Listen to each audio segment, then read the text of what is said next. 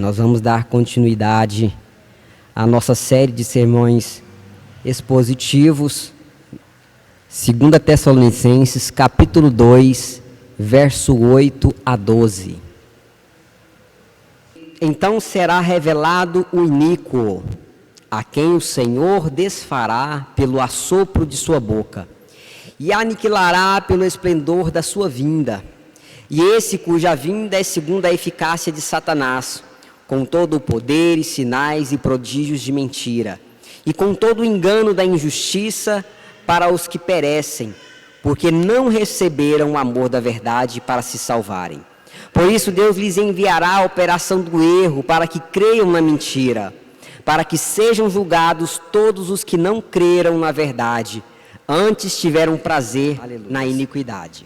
Amém? Dando continuidade aqui, irmãos, ao nosso texto, da última vez nós falamos sobre os sinais da volta de Cristo, e como já é de conhecimento dos irmãos, eu vou aqui fazer uma breve explanada sobre o que nós já tratamos até aqui.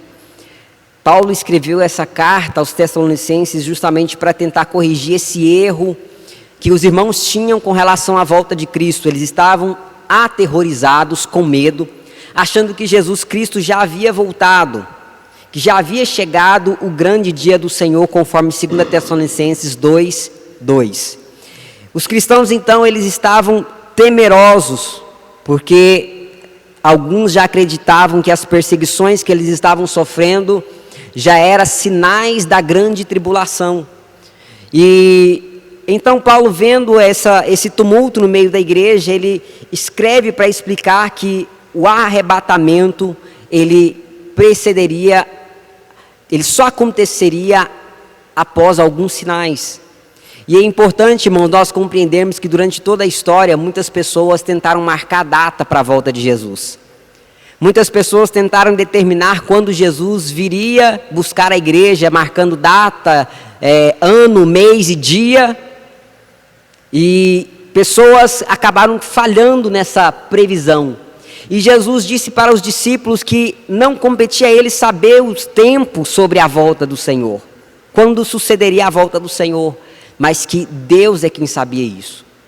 Então, isso deve servir para nós, irmãos, como um alento, né? Afinal de contas, há uma promessa de Jesus que foi feita aos discípulos, e essa promessa também é para nós, de que o Senhor Jesus virá buscar a sua igreja.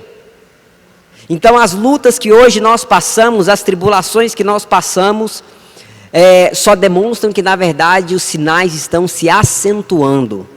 A cada dia que passa nós vemos cada vez mais o cumprimento das promessas, os cumprimentos da palavra de Deus, e isso precisa servir para nós como igreja, como um despertar.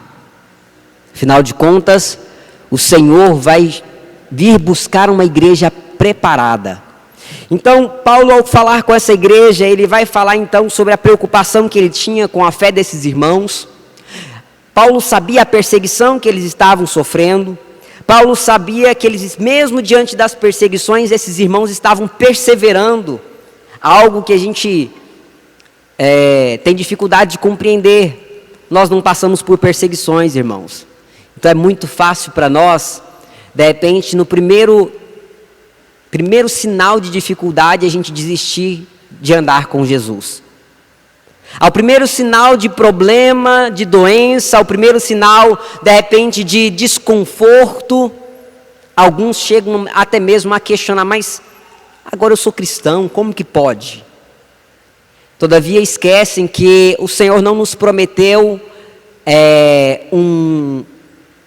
momentos de paz absoluta, né? Aquela paz que eu diria a ausência de conflitos, muito pelo contrário.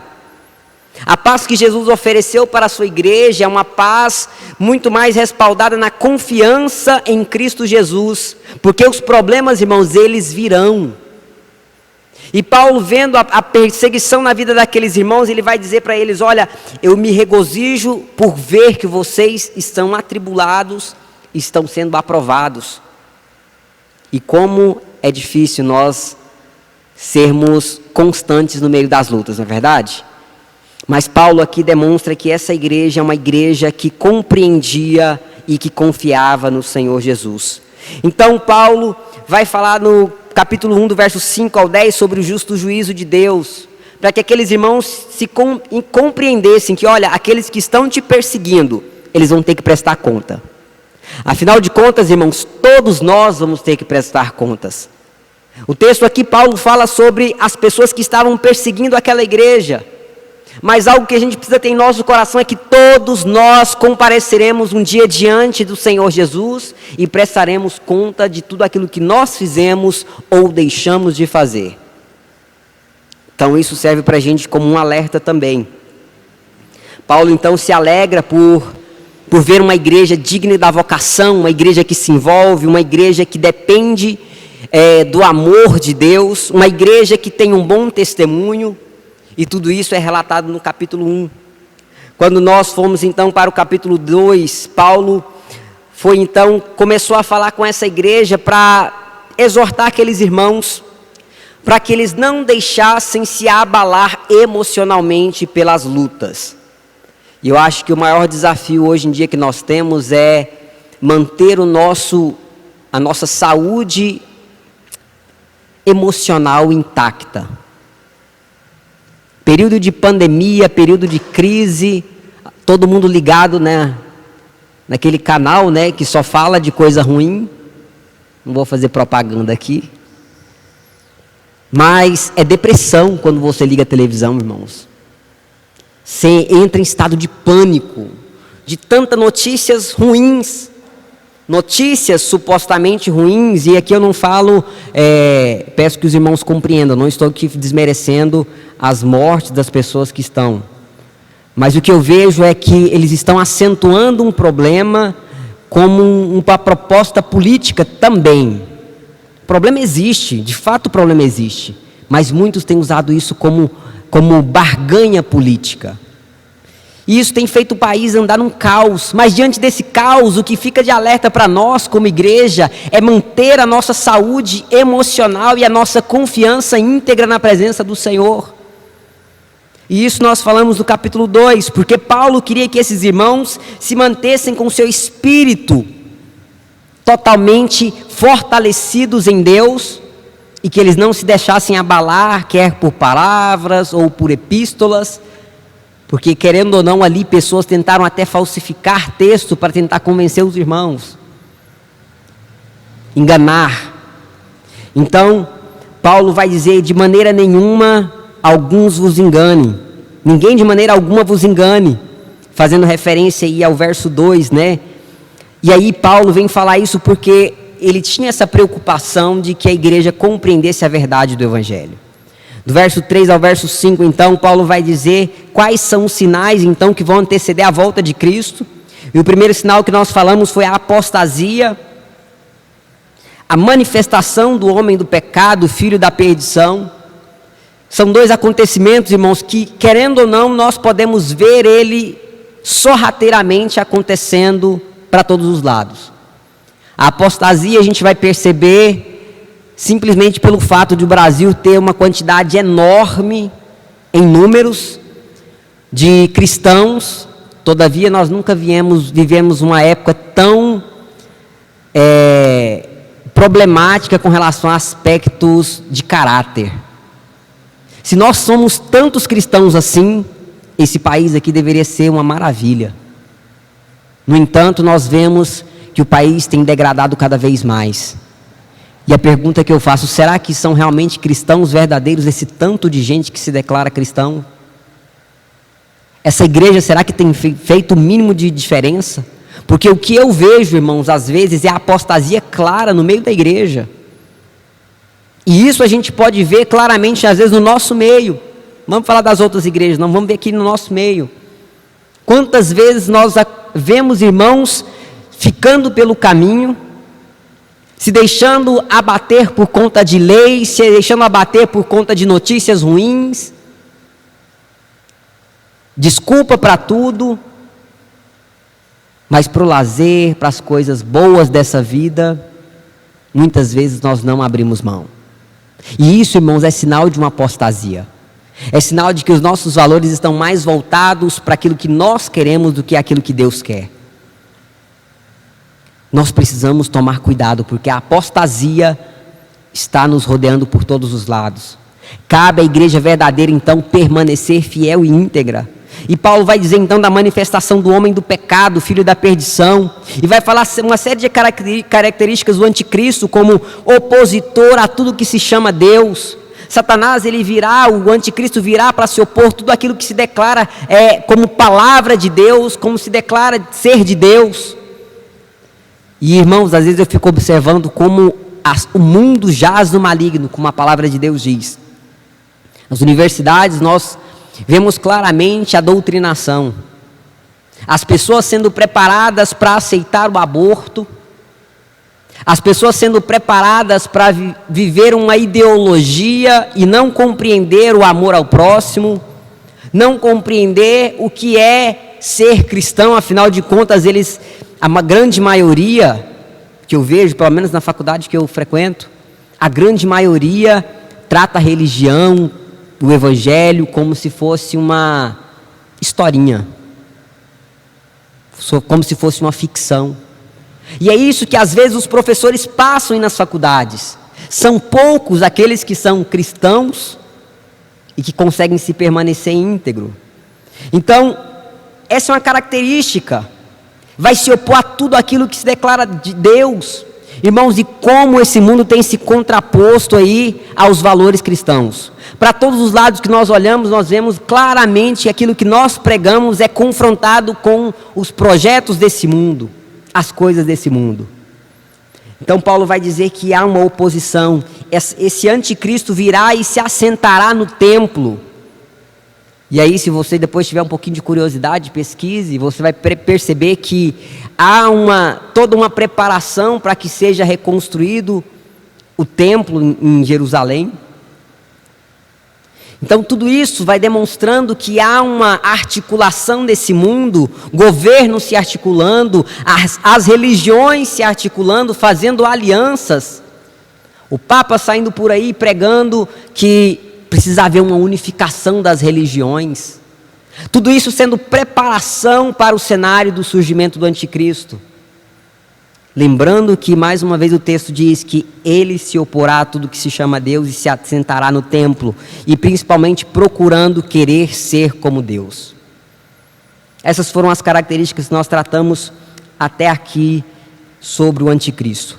Agora, no verso 8 em diante, então, Paulo vai tratar e vai demonstrar como vai surgir essa revelação do iníquo, o julgamento do anticristo e o julgamento dos incrédulos. E é sobre isso que nós vamos falar então. No verso 8 nós lemos aqui: então será revelado o iníquo, a quem o Senhor desfará pelo assopro da sua boca. E aí, irmãos, já temos até uma pincelada sobre esse cenário, né, que prepara essa entrada aí do anticristo. Mas um cenário que me deixa bem assim perceptível é a frieza e a falta de amor. Hoje as pessoas estão superficiais. As tecnologias têm afastado as pessoas. O amor não é mais vivido da maneira que a palavra de Deus espera, aquele amor de entrega. Hoje o amor que é ensinado por aí é o amor da troca, não da entrega. É o amor que você só é realmente, genuinamente amado se a pessoa corresponder a todas as suas exigências. E nós vemos um evangelho que nos desafia a amar independente do que as pessoas façam para nós. Amar os que nos perseguem. Percebe um desafio? E o anticristo, irmãos, ele surgirá justamente nesse contexto de falta de amor, irmãos brigando com irmãos, sabe, o amor se esfriando, a indiferença entre as pessoas, a discórdia, famílias que não se juntam, pessoas dentro da igreja que se dividem em grupos. Tudo isso é sinal da preparação. Parece que o Espírito, que Satanás tem trabalhado no meio das igrejas para que não haja unidade, para que as pessoas não compreendam o que é realmente o amor de Cristo Jesus. E nós precisamos tomar cuidado, porque isso será um sinal de que o iníquo será revelado. Nós temos visto a natureza fazendo protestos. Estava conversando hoje com uma pessoa e a gente tentando, falando do tempo, né? Nossa, tal época assim chovia, até tal mês assim era calor, agora o tempo está de perna para o ar. A gente não consegue mais definir que mês é que mês de chuva, qual tempo é o tempo que vai ser mais frio ou vai ser mais calor, porque tem surgido uma série de sinais claros da natureza, demonstrando que a volta de Jesus está por acontecer, irmãos. Irmãos, quando eu olho de manhã cedo o céu, eu percebo o Senhor falar claramente: breve estou voltando. A igreja precisa aprender a perceber as demonstrações, os sinais do Senhor nos céus, os sinais por todos os lados, a natureza demonstrando aí desastres naturais o tempo todo. Nunca tivemos, irmãos, tantos abalos sísmicos. Depois, se você tiver um pouco de curiosidade, pesquise para você ver quantos abalos sísmicos acontecem a cada minuto pelo planeta. Nós vemos que a natureza parece que está tudo se preparando, sofrendo dor de parto. E nós precisamos estar atentos. Um assunto me chamou a atenção essa semana, porque está tendo muita notícia, não sei se vocês estão percebendo, mas está tendo muita notícia sobre vida fora da Terra, sobre extraterrestres, sobre cometas, né? Os sinais no céu estão sendo claros, um monte de coisa parece que está preparando essa volta de Jesus Cristo, demonstrando a volta de Jesus Cristo. Todavia a gente vê a ciência colocar como se isso tudo fosse natural, ou como se isso tudo fosse algum fenômeno.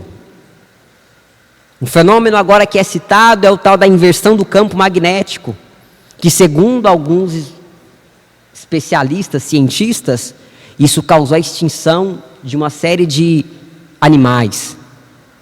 E são teorias que vão surgindo, uma série de questões que vão surgindo, que querendo ou não, irmãos, demonstra que a natureza está dando sinais. E às vezes nós ficamos, todo mundo, preocupado com a notícia do jornal, com o futebol que passa na televisão, com a novela, com a série que eu quero assistir no final de semana. O entretenimento tem tomado a vida das pessoas e as pessoas estão anestesiadas. Não estão conseguindo perceber que o iníquo será revelado muito em breve. A igreja precisa estar acordada. Nós precisamos entender que tudo isso está preparando a volta do Senhor Jesus. E o verso 9 vai dizer: e essa cuja vinda é segundo a eficácia de Satanás, com todo o poder e sinais e prodígios de mentira. O iníquo ele vai surgir, irmãos, segundo a eficácia, segundo o poder, agindo por intermédio de Satanás, com todo o poder, com sinais e prodígios de mentira. E nós precisamos estar atentos, porque parece que cada vez mais as pessoas gostam de ver sinais miraculosos, né? Pessoas que se declaram que não, eu tenho poder, eu vou curar, eu vou fazer isso. Às vezes a gente vê tantas pessoas procurando aí milagres, mas não estão interessados no Deus do milagre. Procurando cura, mas não estão sequer preocupados em conhecer o Deus da cura. E por conta disso as pessoas estão sendo enganadas. A palavra de Deus vai nos dizer isso. Mas aqui Paulo está dizendo para ele: olha, o iníquo ele vai surgir agindo através de sinais. E sinais são obras miraculosas que são realizadas com um propósito específico de ensinar, de ilustrar alguma verdade. Pelo menos é isso que a gente encontra na palavra de Deus. Mas os sinais e as obras miraculosas que o iníquo vai realizar é justamente com o intuito de trazer o engano e a mentira. Irmão, Satanás ele veio para roubar, matar e destruir. E Satanás ele quer que você se desvie só um pouquinho do Evangelho. Ele Se você tiver 99%, para ele está bom. Porque afinal de contas, 1% da sua vida pertence a ele. Percebe o tanto que isso é problemático? Percebe que Satanás às vezes está agindo no meio da igreja com mentiras, com enganos, com falsos evangelhos, com evangelhos da facilidades. Irmãos, como nós temos visto cada dia mais pessoas pregando um evangelho facilitado, pregando uma mordomia que não é a mordomia cristã, mordomia no sentido de prazer e não no sentido de servir. E nós precisamos atentar, porque isso faz parte da mentira, do engano, da forma de Satanás se apresentar às pessoas. É por isso que nós temos milhões de pessoas se declarando cristãs, se declarando religiosas, mas nós vemos que o caráter não transforma, não muda, não se deixa ser moldado pela palavra de Deus. Isso é operação da mentira e do engano. E é dessa forma que Satanás vai agir, que o anticristo vai agir. Ao que tudo indica, então, o anticristo ele vai usar de maravilhas, através até mesmo da ciência, para espantar o mundo, tomando para si homens que vão passar a adorar a ele, ao invés do Criador. E como a tecnologia tem avançado, irmãos. Às vezes o que nós temos na nossa mão não é 10% do que já tem preparado aí de tecnologia.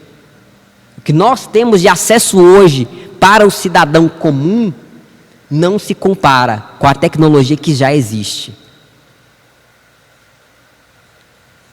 Com o tempo isso será lançado. Mas o que eu quero dizer para vocês é que tudo isso tem preparado essa estrutura para que o anticristo tenha conhecimento de todas as coisas. Irmãos, nós estamos expostos em tudo. Vocês já pararam para pensar nisso? Sua foto, sua vida, praticamente toda na internet, seus dados. E aí a gente fica pensando, não, mas o anticristo não sabe de nada. Não sabe, irmãos? Estão se montando um banco de dados mundial de todas as informações. É dessa forma que o anticristo vai controlar a vida das pessoas. Esses dias eu estava até em casa preocupado com a câmera do meu notebook.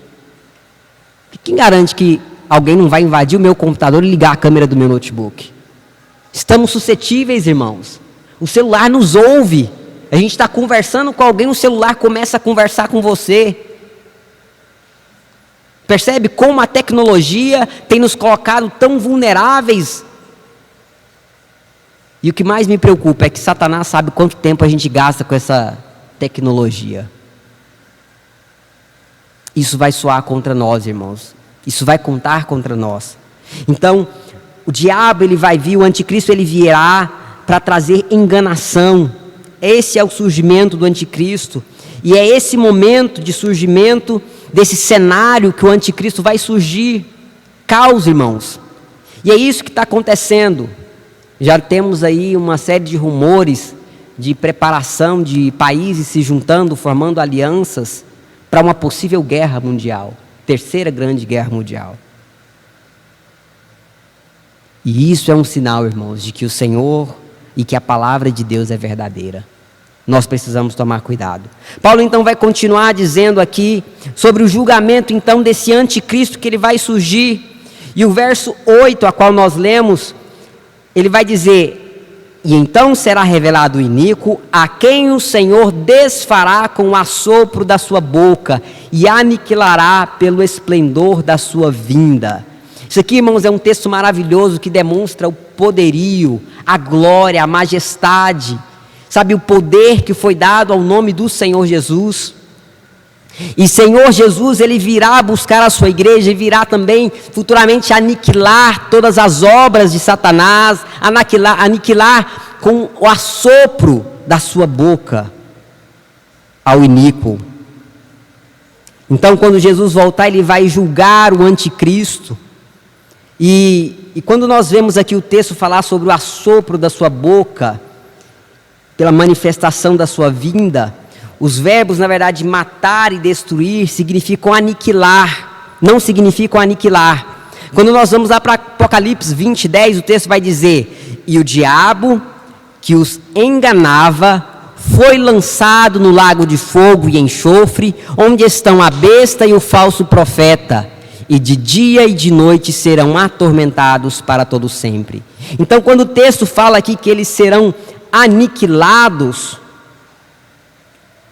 algumas traduções que eles serão mortos, serão destruídos, na verdade está falando aqui que o que vai acontecer é que as suas operações serão cessadas, porque há uma palavra, há uma proposta de Deus para o anticristo.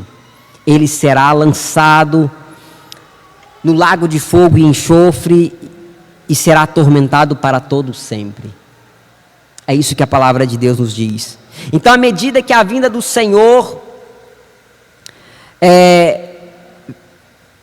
que o Senhor está marcado aí para vir buscar a sua igreja, à medida que essa vinda se aproxima, a operação de Satanás ela vai se intensificar, sim, irmãos. A igreja ela será perseguida, a igreja passará por situações difíceis. Nós já temos passado por algumas questões nesse sentido, mas isso é só o começo, porque o que a palavra de Deus nos diz é que isso vai se intensificar e que mais uma vez Satanás vai agir com sinais de mentiras, enganando, mas nós precisamos ter uma certeza que o Senhor Jesus ele virá aniquilar com a sua palavra. Irmãos, sabe como nós vamos vencer as artimanhas de Satanás nesses dias? É com a palavra da verdade. Jesus, quando foi confrontado por Satanás, ele venceu Satanás com a palavra. E nós não podemos nos esquecer que é só assim que nós vamos vencer os desafios. Foi essa espada que Jesus usou para derrotar Satanás no deserto, lá em Mateus 4, do verso 1 ao 11. E além de mentiroso, Satanás também ele é assassino, como nós vamos ver lá em João 8,44, enquanto Deus ele quer trazer vida para a sua igreja. Então perceba que Satanás ele virá justamente como o oposto. O anticristo virá operando através de Satanás com o contrário daquilo que Deus quer para as nossas vidas. E isso é um grande estímulo, irmãos, para nós sabermos que o Senhor ele vai vir e vai derrotar Satanás. Então, não precisamos temer. Quando Paulo vai dizer isso para a igreja de Tessalonicenses, ele está dizendo isso para dizer para esses irmãos: olha, o Senhor Jesus ele tem poder. Nós precisamos confiar no poderio de Cristo. Irmãos, a palavra é verdadeira. Nós precisamos aprender a confiar nessa palavra. Sabe, deixar de viver para nós mesmos e confiar no Evangelho. Porque esse Jesus que morreu, que ressuscitou, não está mais na cruz. Ele prometeu voltar e buscar a sua igreja. Nós precisamos estar apegados a isso, irmãos, com todas as nossas forças nesses dias. Ontem eu discutia com uma pessoa justamente sobre esse texto. E ele trazendo uma interpretação, mas o foco da minha discussão com ele, na verdade, era mostrar que nós precisamos compreender que Jesus ele virá buscar uma igreja. E há sinais claros, irmãos, de que a igreja precisa estar preparada. Nós não podemos colocar no nosso conceito, na nossa cabeça, de que o Senhor Jesus ele virá buscar o povo de qualquer maneira. Não é assim. O Senhor Jesus ele virá buscar aqueles que estiverem preparados. E eu entrava na discussão e dizia para esse irmão, dizendo: olha, você sabe o dia que Jesus vai voltar? Ele: não, a palavra de Deus não dá margem para isso. E aí nós até interpelamos ele: mas e se você morrer amanhã?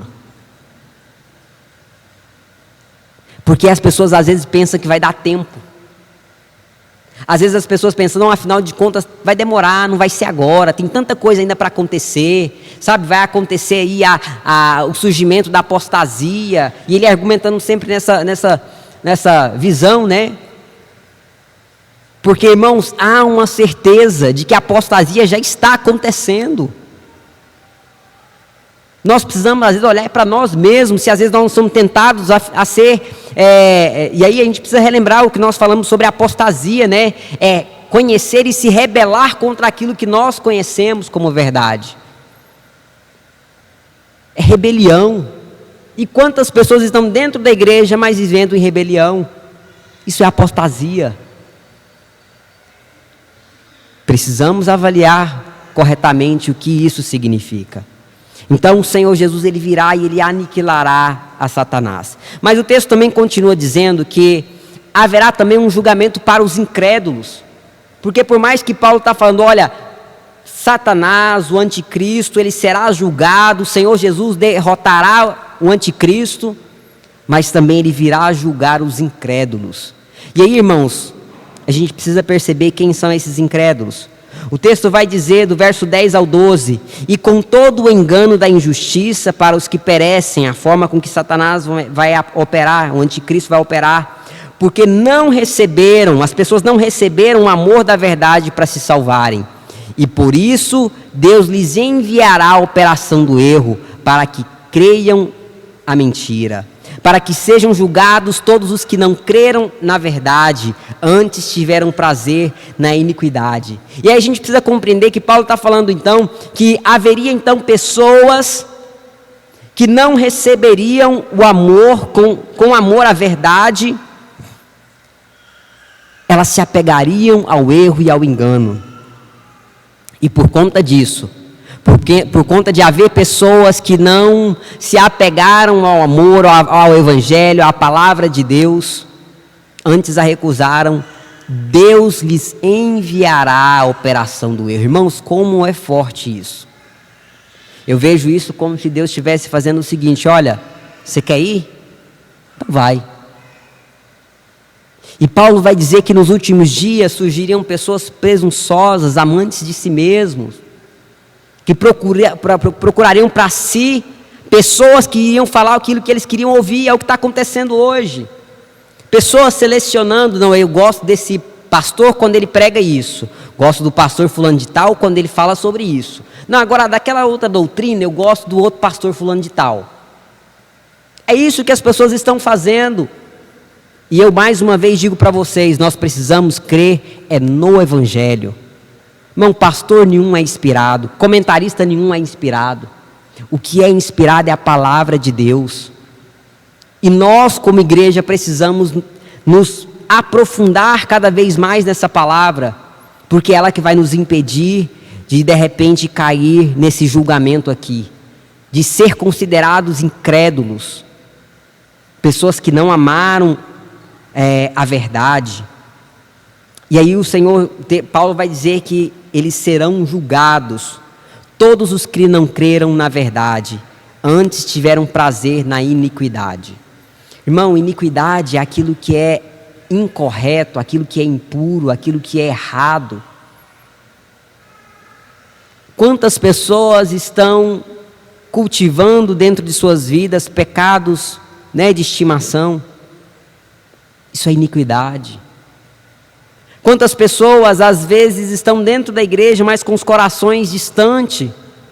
De repente está aqui pensando na receita que vai fazer em casa mais tarde, na janta, pensando no que tem que fazer nessa agenda dessa semana. Não ri não, irmão, senão eu vou perceber que é você, viu? Percebe que nós somos tentados, o inimigo tenta todo o tempo, irmãos, nos tirar da presença do Senhor. E aí aqui o texto fala de incrédulos, pessoas que não creram no Evangelho. E eu fico preocupado porque às vezes nós viemos aqui, ouvimos a palavra de Deus de forma tão abençoada, mas quando nós saímos para viver essa palavra, nós não vivemos ela. Precisamos tomar cuidado, porque isso é um sinal de incredulidade. Porque eu ouço, mas não vivo. Nós precisamos ser praticantes do Evangelho, não é verdade? Então, é importante observar que essas pessoas tiveram a oportunidade de crer, irmãos, e ser salvas. Paulo está falando que elas tiveram a oportunidade de receber essa verdade em amor, mas recusaram. Recusaram. E eu fico pensando, como as pessoas recusam uma coisa dessa? Hoje é muito comum a gente falar de uma de uma verdade absoluta que nós temos, que é a palavra de Deus, se de repente pessoas virarem para nós e falarem assim, não, mas isso é o que você crê. Hoje cada um tem sua opinião. Não, mas isso é relativo. Esse é o que está acontecendo nos nossos dias. As pessoas estão relativizando e aos poucos estão se tornando incrédulas. Têm a oportunidade de crer, mas decidem não crer. Porque afinal de contas eu posso ter a minha opinião. E em nome de uma opinião muitas pessoas estão se desviando da verdade. Precisamos tomar cuidado. E nós precisamos lembrar também que Deus não quer que as pessoas, que Deus não tem prazer, irmãos, na morte daquelas pessoas, dos perdidos. Antes, o Senhor, Ele quer que essas pessoas se arrependam. Então isso demonstra o quanto o Senhor Deus Ele é longânimo e nos dá a oportunidade. E essas pessoas aqui, esses incrédulos citados por Paulo, eles tiveram oportunidade de crer, mas eles não creram. Então eles serão julgados justamente porque recusaram, decidiram que não era importante crer no Evangelho. O coração desses iníquos será então tão perverso que eles não terão amor algum pela verdade. Irmãos, eu fico pensando hoje como os valores estão invertidos. Bandido é solto, empresário é preso, lojas são fechadas, a lógica está totalmente invertida. Parece que compensa, para o mundo hoje deixa claro que compensa fazer errado. Afinal de contas, você vai lá, deve, pega 200 mil no banco, daqui a algum tempo, quando caduca, o banco te liga e você paga isso com 10, 20 mil reais. E a pessoa acha que isso foi vantagem. Percebe que a lógica desse mundo é perversa. E aquelas pessoas que pagam em dias juros altos, abusivos, percebe a inversão? Nós precisamos, irmãos, perceber que tudo isso demonstra. E hoje, como nós temos pessoas aí que estão mais amando as coisas erradas do que as coisas corretas. Você fala de uma coisa que é moralmente correta, a pessoa já te descriminaliza. Já te joga que, você está sendo rótulos, né, ismos. Nós precisamos tomar cuidado, irmãos, porque se nós temos valores cristãos, nós precisamos permanecer nesses valores. Não podemos aceitar a mentira, não podemos amar a mentira. Nós não podemos ser como esses incrédulos que aceitaram a mentira e resolveram se afastar da verdade. Então, nesse parágrafo aqui fica claro que Paulo está ensinando para a gente algo sério, que é possível sim resistir de tal modo à verdade, a ponto de acabar se iludindo e sendo obrigados, não vou dizer obrigados, acabam sendo impelidos a crer na mentira. Você vai falando tantos nãos, daí a pouco você não consegue ouvir mais o Espírito Santo. Daí a pouco você começa a negociar seus valores. Daí a pouco você se torna uma pessoa incrédula, porque não consegue mais crer no Evangelho. Isso é um alerta, é isso que vai acontecer com pessoas que vão se apegar às mentiras. Então Paulo traz esse alerta à igreja para poder demonstrar que é importante a igreja compreender que o anticristo, ele vai surgir, o oníquo, ele vai surgir. E é importante também que nós compreendamos, como igreja, que ele será julgado. E que não só ele, mas também as pessoas que se tornaram incrédulas, que não conseguiram crer na verdade. Que o Senhor nos livre de ser essas pessoas. Que o Senhor nos livre de ser essas pessoas que se abarcam na apostasia, que trocam os valores, que preferem ao prazer desse mundo, a amizade desse mundo, as coisas desse mundo, o prazer desses mundos, as coisas de Deus. Mas que nós sejamos justamente o oposto. Aquela igreja verdadeira que se apega a Cristo, que busca do Senhor Jesus o azeite, o óleo, a santificação, a purificação, E que a cada dia nós possamos crescer, compreendendo, irmãos, que o Senhor virá nos buscar. Amém? Quero concluir essa mensagem deixando para vocês essa reflexão.